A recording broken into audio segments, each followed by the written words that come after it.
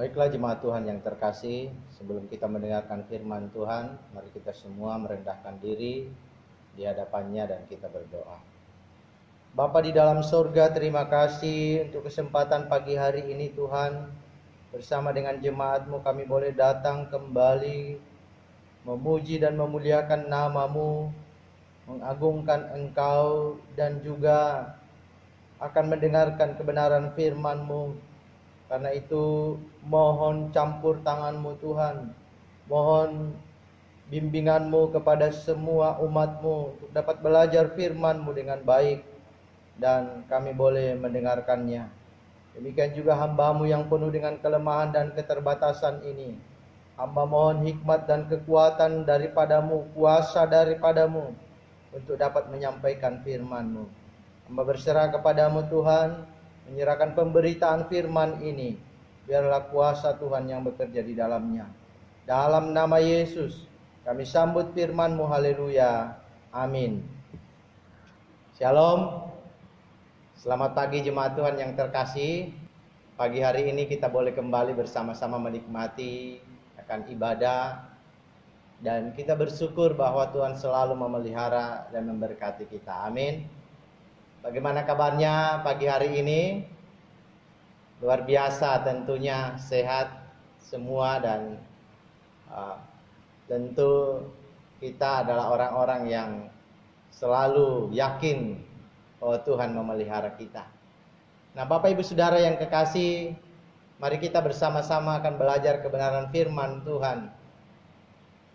Bahwa dalam bulan misi ini, bulan Agustus ini, gereja kita sudah memberikan tema-tema tertentu untuk disampaikan yang akan memberikan pandangan buat kita untuk senantiasa hidup seturut dengan kehendak Tuhan. Hidup untuk melakukan yang terbaik yang Tuhan kehendaki dalam hidup kita. Hidup untuk terus memberitakan kasih Tuhan kepada dunia ini. Hidup untuk terus dengan setia dan sungguh-sungguh menanti kedatangan Tuhan yang kedua kali. Mari kita membuka di dalam Matius pasal 25 ayat 1 sampai ayatnya yang ke-23. Matius 25 ayat 1 sampai ayatnya yang ke-23 saya bacakan buat kita semuanya. Pada waktu itu hal kerajaan sorga seumpama 10 gadis yang mengambil pelitanya dan pergi menyongsong mempelai laki-laki. 5 diantaranya bodoh dan 5 bijaksana. Gadis-gadis yang bodoh itu membawa pelitanya tetapi tidak membawa minyak. Sedangkan gadis-gadis yang bijaksana itu membawa pelitanya dan juga minyak dalam buli-buli mereka. Tetapi karena mempelai itu lama tidak datang-datang juga, mengantuklah mereka semua lalu tertidur. Waktu tengah malam terdengarlah suara orang berseru, "Mempelai datang, songsonglah dia." Gadis-gadis itu pun bangun semuanya lalu membereskan pelita mereka. Gadis-gadis yang bodoh berkata kepada gadis-gadis yang bijaksana, "Berikanlah kami sedikit dari minyakmu itu, sebab pelita kami hampir padam." Tetapi jawab gadis-gadis yang bijaksana itu, "Tidak, nanti tidak cukup untuk kami dan untuk kamu. Lebih baik kamu pergi kepada penjual minyak dan beli di situ." Akan tetapi waktu mereka sedang pergi untuk membelinya, datanglah mempelai itu, dan mereka yang telah siap sedia masuk bersama-sama dengan dia ke ruang perjamuan kawin. Lalu pintu ditutup. Kemudian datang juga gadis-gadis yang lain itu dan berkata, "Tuan, Tuan, bukakanlah kami pintu." Tetapi ia menjawab, "Aku berkata kepadamu, sesungguhnya aku tidak mengenal kamu. Karena itu berjaga-jagalah, sebab kamu tidak tahu akan hari maupun akan saatnya." Yang terakhir saya ulangi, karena itu berjaga-jagalah, sebab kamu tidak tahu akan hari maupun akan saatnya. Tema kita pada pagi hari ini adalah berjaga-jaga menanti kedatangannya. Kedatangan Tuhan yang kedua kali Bapak Ibu Saudara adalah sesuatu yang sangat diimpikan, sangat dinanti-nantikan oleh orang-orang percaya.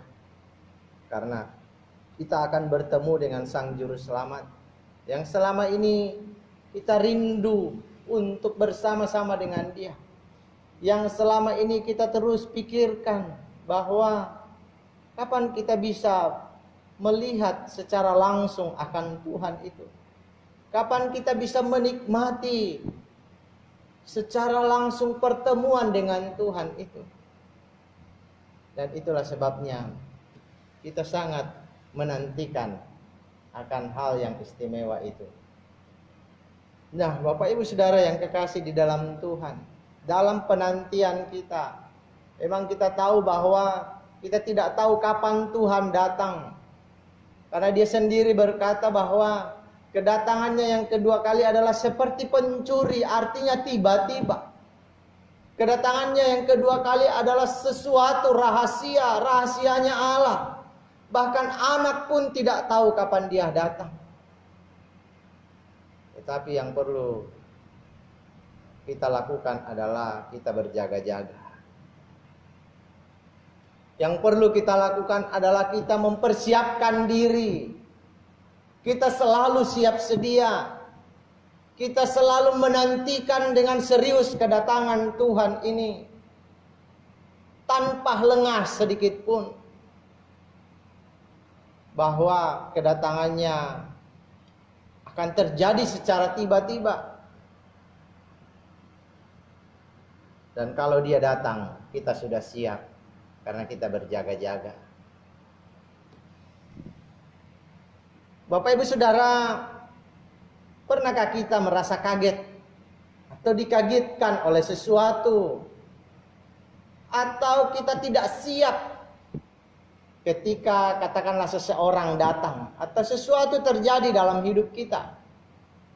Ya, tentunya kita semua pernah mengalami hal itu. Satu kali Bapak Ibu Saudara, saya pergi menukar sepeda motor. Ya, artinya bahwa sepeda motor yang lebih baru, yang lebih kuat akan dipakai oleh istri saya. Waktu itu dia bawa sepeda motor yang lama. Lalu saya datang untuk menukar sepeda motor ini karena mau dipakai untuk sesuatu hal. Lalu saya tukar. Tetapi saya hanya menukar sepeda motornya tanpa menukar STNK-nya. Nah, ini masalah. Dalam perjalanan pulang, Bapak Ibu, betapa kagetnya saya ketika saya asik di belakang mobil. Artinya bahwa saya perjalanan pulang, lalu memang di depan saya ada mobil karena memang pas melewati jalan yang tidak terlalu besar. Saya pun tidak bisa melewati mobil itu. Jadi saya ada di belakang mobil sehingga pemandangan di depan tidak terlalu kelihatan. Artinya bahwa semua yang ada di depan saya tidak tahu apa yang ada di depan. Lalu tiba-tiba Bapak Ibu Saudara, saya merasa bahwa kayaknya macet, ya. Karena kendaraan pada berjalan lambat. Nah, ternyata apa yang terjadi Bapak Ibu Saudara? Ada istilahnya sweeping begitu ya, ada patroli polisi ya, polisi memeriksa kelengkapan surat-surat. Dan betapa kagetnya saya waktu itu karena memang saya langsung ingat bahwa tadi saya lupa menukar STNK-nya. Saya kaget bukan kepalang Bapak Ibu Saudara. Bagaimana ini? Tentu saya akan ditilang, ya. Ya, tapi saya berusaha menenangkan diri dan saya hadapi persoalan itu, lalu kemudian saya diperiksa dan tentunya Bapak Ibu Saudara yang ditemukan adalah STNK tidak sama dengan kendaraan yang saya bawa. Saya menjelaskan alasannya Bapak Ibu Saudara bahwa memang saya habis menukar sepeda motor. Ya. Ya puji Tuhan, yang memeriksa waktu itu adalah anak Tuhan Bapak Ibu. Ya. Ya memang saya bawa motor gereja waktu itu. Saya bilang, "Pak, maaf, ini tadi saya tukar motor, ini adalah motor gereja yang saya bawa." Ya. Puji Tuhan bahwa ada pengertian ya dari petugas itu. Bukannya saya tidak mau ditilang, tetapi dia yang bisa memahami, lalu kemudian saya tidak ditilang Bapak Ibu. Memang saya sempat kaget ya. Tapi puji Tuhan bahwa saya akhirnya tidak ditilang. Ya, kalaupun saya ditilang ya saya harus hadapi. Ya. Artinya bahwa ketika kita sedang tidak siap sedia, ketika ada sesuatu yang mengagetkan kita, betapa kita terasa kaget, luar biasa. Kita tidak siap menghadapinya. Nah karena itu Bapak Ibu Saudara, pelajaran ini mengajarkan kepada kita bahwa mari kita selalu harus siap sedia. Siap menghadapi apapun yang akan terjadi dalam hidup kita. Siap apapun yang harus kita hadapi dalam hari-hari ke depan. Karena kita tidak tahu apa yang akan terjadi. Dan yang perlu kita lakukan adalah kita selalu berjaga-jaga. Kita siapkan apa yang perlu kita bawa. Kita siapkan apa yang perlu kita kerjakan. Karena kita harus berjaga-jaga apapun yang terjadi dalam hidup kita. Apakah itu sesuatu yang baik, sesuatu yang memberkati, sesuatu yang menyenangkan. Atau sesuatu yang tidak menyenangkan. Apakah itu kecelakaan, apakah itu katakan bencana dan lain sebagainya yang kita sendiri tidak minta akan hal itu. Tetapi memang hal itu harus dan mungkin terjadi dalam hidup kita. Kita harus selalu siap sedia. Dan merelakan ketika hal itu terjadi. Bapak Ibu Saudara yang kekasih di dalam Tuhan, tema ini mengajak kita bahwa kita harus selalu berjaga-jaga dalam hidup kita. Kita harus selalu was-was, kita harus selalu melakukan segala sesuatu yang terbaik. Ya. Maka ketika kita berjaga-jaga artinya bahwa kita memelihara iman kita. Kita hidup terus beribadah setia kepada Tuhan tanpa memang perlu memusingkan kapan Tuhan datang. Kita tidak perlu lengah dan berkata bahwa saya sudah bosan melayani. Saya sudah sering melayani Tuhan. Saya sudah bosan untuk memberitakan Injil. Sekali-kali waktu saya pergi jalan-jalan. Sekali-kali waktu saya pergi meninggalkan ibadah. Saya sudah terlalu setia. Dan saya mau katakan ini adalah satu kelengahan. Tidak perlu kita lakukan. Karena kita percaya bahwa ketika kita setia kepada Tuhan, selalu melakukan sesuatu yang terbaik, selalu hidup memelihara ibadah kita di hadapan Tuhan, maka pasti kita akan diberkati Tuhan. Amin. Amin. Puji Tuhan, Bapak Ibu Saudara. Nah, pasal ini Bapak Ibu Saudara sebenarnya melanjutkan, bahkan sekaligus juga mengakhiri khotbah Sang Juru Selamat dari pasal sebelumnya tentang kedatangannya ke dunia yang kedua kali, bahkan juga akhir dunia ini. Itulah sebabnya diceritakan tentang perumpamaan-perumpamaan tentang kerajaan sorga, tentang siksaan-siksaan yang akan terjadi, ya, tentang penderitaan yang akan terjadi di akhir dunia ini, ya. Itulah yang akan terjadi. Nah, Bapak Ibu Saudara, dalam menantikan kedatangan Tuhan yang kedua kali, bagaimana seharusnya sikap kita? Apa yang seharusnya kita lakukan? Apa yang seharusnya kita kerjakan di dalam dunia saat-saat ini? Apa yang seharusnya kita terus-menerus untuk kerjakan itu, sehingga kita dikatakan sebagai orang yang selalu berjaga-jaga. Yang pertama adalah percaya akan kedatangannya. Kedatangan Tuhan Yesus yang kedua kali adalah sesuatu yang sudah pasti, Bapak Ibu Saudara. Di dalam Alkitab terlalu banyak ayat mencatat akan kedatangannya. Bahkan saya katakan bahwa di khotbah Yesus di dalam pasal 24 dan 25 yang menceritakan kedatangannya, bahwa itu adalah sesuatu yang pasti akan terjadi. Dia akan datang kembali. Ya. Ini bukan cerita dongeng, tetapi ini adalah satu fakta, kebenaran, bahwa dia akan kembali lagi. Walaupun memang kita tidak tahu kapan hari, kapan waktunya. Tetapi yang pasti bahwa dia akan datang dan kita perlu percaya akan hal itu. Kita perlu mempercayainya. Dalam kita mempercayai akan hal itu, kita perlu terus melakukan segala sesuatu dalam menanti dia untuk kembali ke dalam dunia ini. Ya. Kita terus mengerjakan hal-hal yang dikehendaki oleh Tuhan. Kita percaya. Ini menandakan iman kita. Gadis-gadis yang bijaksana ini terlalu yakin bahwa mempelai ini datang. Ya.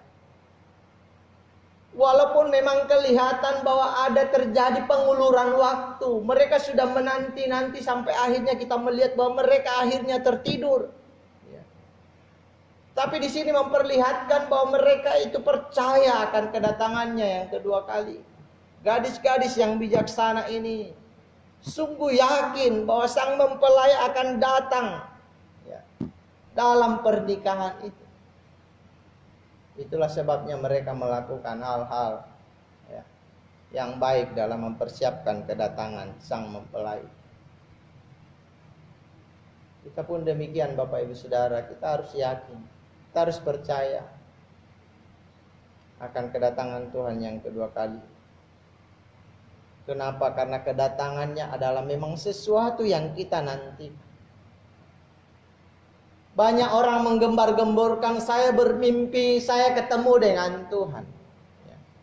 Saya bermimpi saya melihat satu cahaya dan saya percaya itu adalah cahaya Tuhan.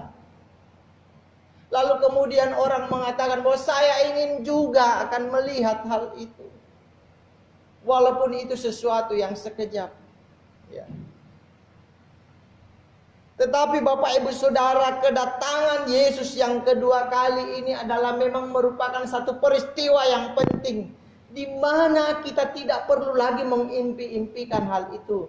Di mana kita tidak perlu lagi berkata, kapan ya saya melihat wajah Tuhan datang dalam mimpi saya. Karena dia akan datang dan kita akan bertemu dengan dia. Disitulah kita bisa menyaksikan betapa ajaibnya juru selamat itu. Betapa mulianya dia. Betapa agungnya dia. Itulah sebabnya selama ini kita menyembah dia. Saya terlalu meyakini hal itu. Dan sekali lagi itu adalah peristiwa yang sebenarnya kita impikan. Kita nanti-nantikan. Bapak Ibu, ketika kita sedang menantikan sesuatu, ya, menantikan mungkin lahiran anak kita kapan, menantikan kapan gaji kita dinaikkan, kapan jabatan kita dinaikkan, kapan saya memiliki rumah, kapan saya memiliki kendaraan yang baru, kapan saya bisa ini, itu, dan lain sebagainya. Ketika kita menantikan, kita sangat senang, ya. Karena kita menganggap bahwa sesuatu itu memang sesuatu yang pasti kita inginkan. Maka penantian kedatangan Yesus yang kedua kali adalah sesuatu yang juga istimewa dalam hidup kita, Bapak Ibu Saudara. Perlu terus kita nantikan dengan setia.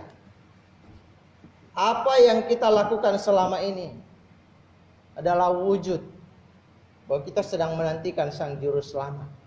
Ibadah kita, ya, kegiatan-kegiatan rohani yang kita lakukan, Natal yang kita persiapkan dengan baik, kegiatan misi, kegiatan pemberitaan Injil, kegiatan pelayanan-pelayanan yang lain dengan susah payah kita lakukan. Ya. Kita kerjakan itu adalah untuk sebenarnya mempersiapkan diri kita menanti kedatangan Tuhan yang kedua kali. Mempersiapkan diri kita untuk kembali bertemu dengan Sang Raja. Bahwa dia akan datang kembali yang kedua kali. Nah, itu yang perlu kita kerjakan saat ini. Tetap percaya, tetap yakin dia akan datang. Walaupun mungkin kita akan nanti mendengarkan kabar bahwa dia tidak akan datang karena ada banyak penyesat-penyesat, ya. Bahkan mungkin nanti kita akan melihat ada Mesias-Mesias palsu yang datang dan kita akhirnya kecewa ketika melihat akhirnya bahwa ternyata dia bukan Mesias. Tapi percayalah, dia akan datang kembali yang kedua kali. Dengan kita percaya Bapak Ibu Saudara, kita akan selalu menantikan dia. Kita akan selalu melakukan yang terbaik bagi dia. Karena dia akan datang. Yang kedua dan yang terakhir, hanya 2 poin Bapak Ibu Saudara. Selalu siap sedia.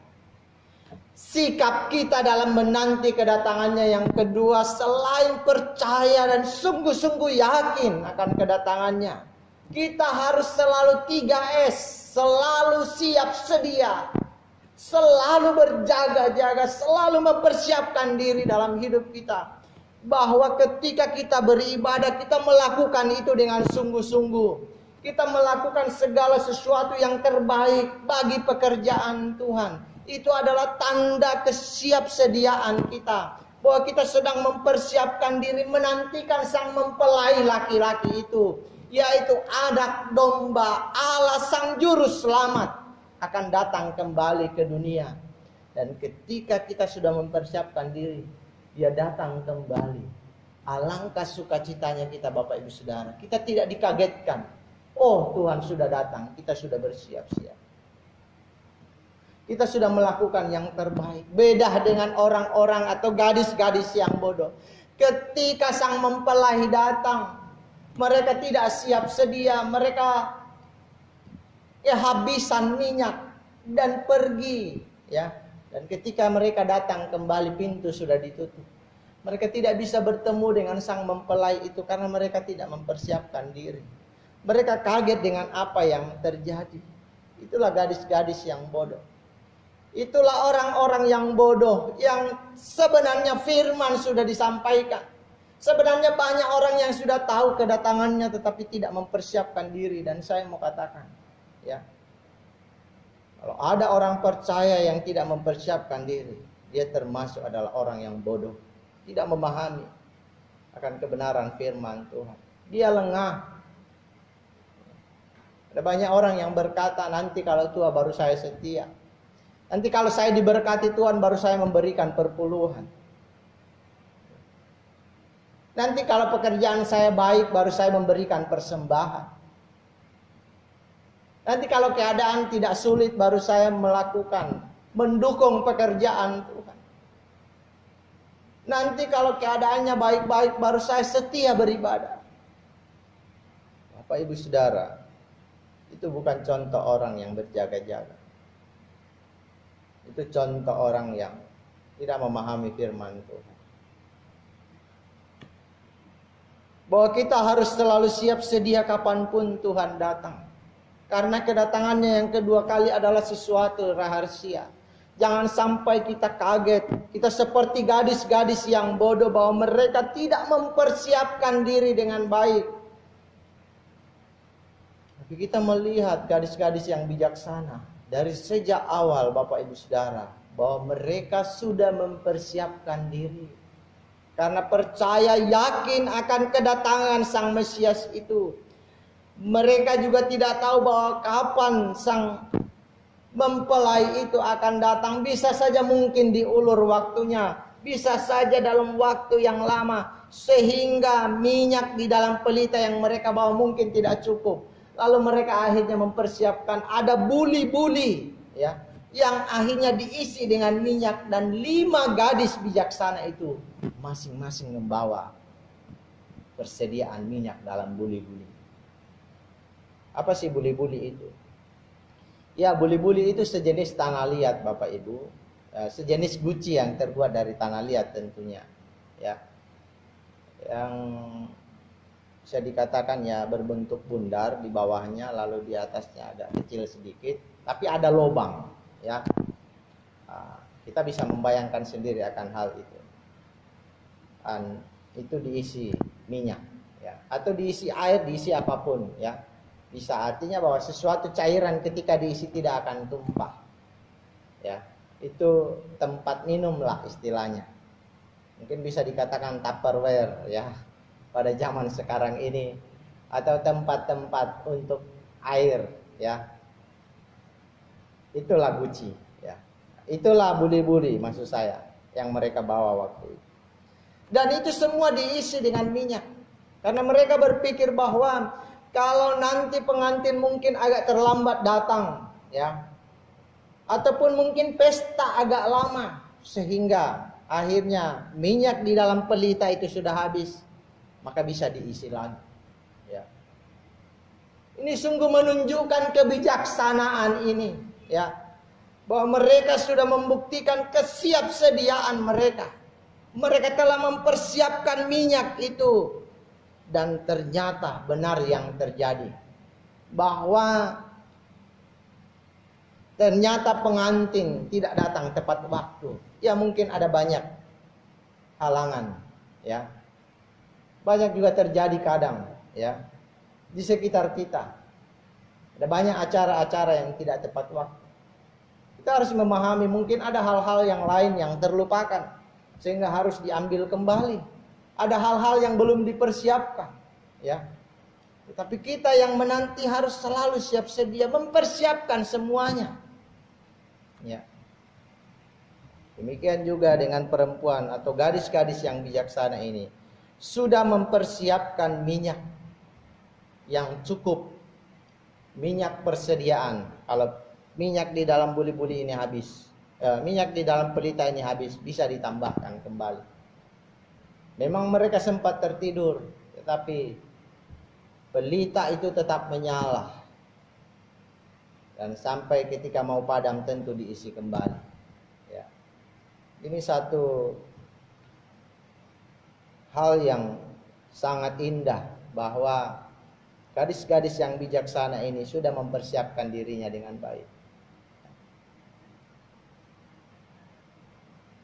Nah, Bapak Ibu Saudara, bagaimanakah kita bisa mempersiapkan diri untuk menyambut kedatangan Tuhan yang kedua kali? Dengan apa yang bisa kita lakukan? Ada dua hal penting yang perlu kita lihat bersama. Yang pertama yaitu dengan menyucikan diri kita. Mari kita membuka di dalam 1 Yohanes 3 ayat 3.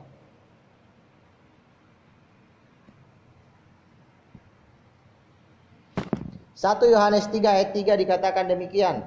Setiap orang yang menaruh pengharapan itu kepadanya, kepada Yesus maksudnya, menyucikan diri sama seperti Dia yang adalah suci. Di ayat yang lain Tuhan berkata, kuduslah kamu sebab aku kudus. Dalam menanti kedatangan Tuhan yang kedua kali, mari kita memelihara kekudusan hidup kita. Jangan kita hidup tidak benar di hadapan Tuhan. Jangan kita menajiskan diri dengan perbuatan-perbuatan yang tidak dikehendaki Tuhan. Perbuatan yang tidak mempermuliakan Tuhan. Perbuatan yang justru mendukakan hatinya Tuhan. Jangan itu kita lakukan dalam hidup kita. Karena Tuhan tidak menginginkan hal itu. Kita bisa kaget ketika Tuhan datang lalu kemudian kita tidak dalam keadaan suci. Kita tidak dalam keadaan kudus, kita dalam keadaan berdosa. Betapa kagetnya kita karena kita tidak siap menyambut kedatangannya yang kedua kali. Karena kita hidup tidak benar di hadapan Tuhan. Saya mau ingatkan kepada kita semua jemaat, mari kita pelihara kekudusan hidup kita ini. Tubuhmu adalah bait Allah, firman Tuhan katakan demikian.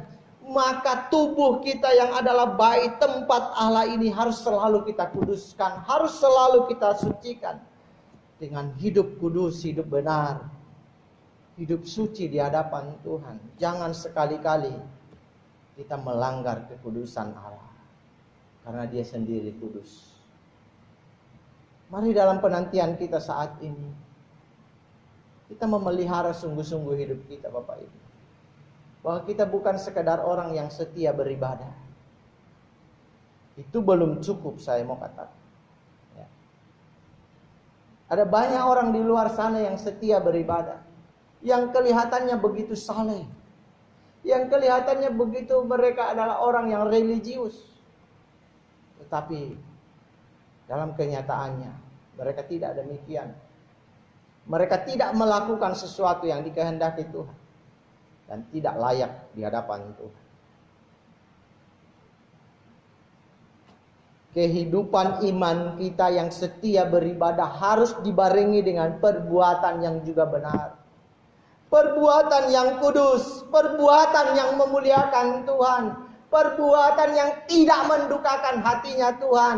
Bahwa kita selalu mau melakukan hal-hal yang suci. Kita jangan begitu mudah jatuh di dalam dosa. Kalau ada di antara kita yang saat ini sedang terikat dengan dosa, saya mau katakan putuskan dosa itu. Putuskan hubungan dengan dosa itu. Tinggalkan dosa itu Bapak Ibu Saudara.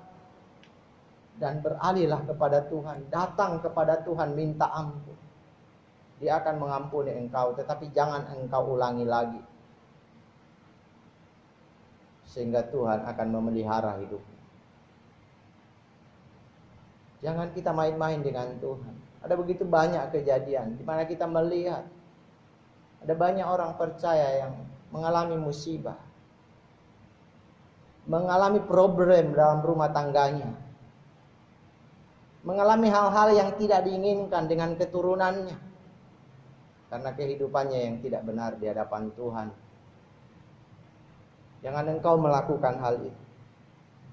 Firman Tuhan mengetuk hatimu saat ini. Mari engkau sadar. Dan engkau hidup suci di hadapan Tuhan. Ini yang perlu kita lakukan. Pelihara kekudusan hidup kita. Sambil kita hidup setia beribadah. Lakukan yang terbaik bagi Tuhan. Yang menyenangkan hatinya Tuhan. Yang menyenangkan hatinya sesama. Yang kita hidup kudus.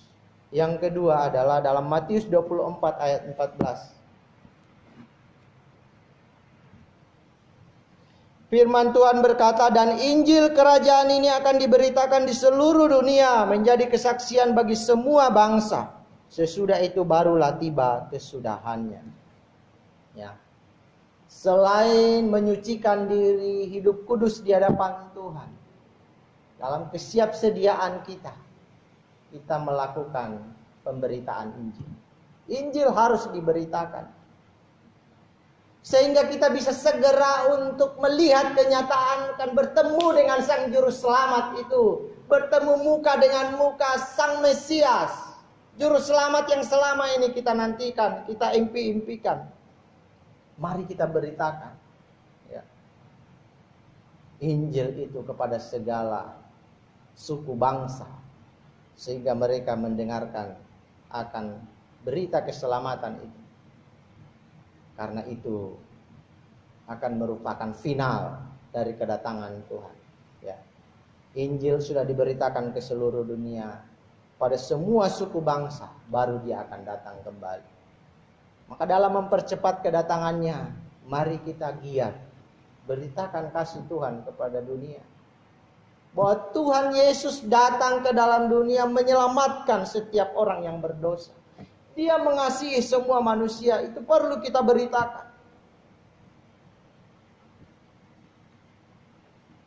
Dia tidak datang membawa agama, tetapi datang untuk mencari dan menyelamatkan yang hilang.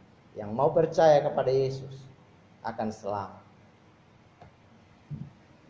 Hasilnya Bapak Ibu Saudara, kita melihat bahwa perempuan ini orang-orang yang bijaksana. 5 gadis yang bijaksana akhirnya masuk di dalam pesta pernikahan itu. Lalu 5 gadis yang bodoh itu, mereka tidak bisa masuk lagi.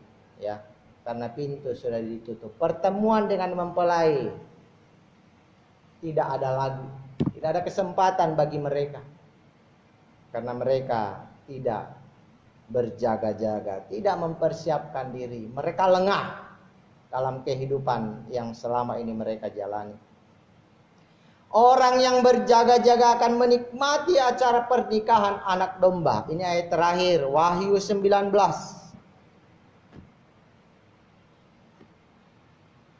Wahyu 19 ayat 7 sampai ayatnya yang ke-10 firman Tuhan berbunyi demikian. Marilah kita bersukacita dan bersorak-sorai dan memuliakan Dia, karena hari perkawinan anak domba telah tiba. dan pengantinnya telah siap sedia, dan kepadanya dikaruniakan supaya memakai kain lenan halus yang berkilau-kilauan dan yang putih bersih. Lenan halus itu adalah perbuatan-perbuatan yang benar dari orang-orang kudus. Lalu ia berkata kepadaku, tuliskanlah, berbahagialah mereka yang diundang ke perjamuan kawin anak domba. Katanya lagi kepadaku, perkataan ini adalah benar, perkataan-perkataan dari Allah. Maka tersungkurlah aku di depan kakinya untuk menyembah dia. Tetapi ia berkata kepadaku, janganlah berbuat demikian. Aku adalah hamba sama dengan engkau dan saudara-saudaramu yang memiliki kesaksian Yesus. Sembahlah Allah, karena kesaksian Yesus adalah roh nubuat. Yesus akan datang kembali. Pernikahan anak domba akan terjadi. Ya. Kita akan menikmati pesta pernikahan anak domba selama kurang lebih 7 tahun di awan-awan.